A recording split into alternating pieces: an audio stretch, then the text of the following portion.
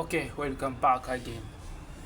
So hii ni SPD, twende tukaangalie kucheki. Tuangalie hii SPD ipo katika safety condition. Hapa nataka tuangalie hii SPD safety condition yake, tunatakiwa tuangalie mfumo wa S uko vizuri. Kwa sababu SPD inategemea uimara wa SPD au utendaji wa SPD inategemea na mfumo wa S system. Sasa hapa nitapima voltage kati ya neutral na S. Nataka niangalie endo clamp meter yangu.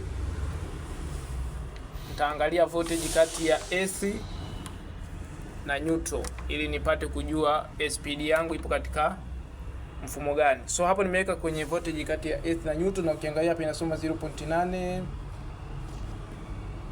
bora 0.8.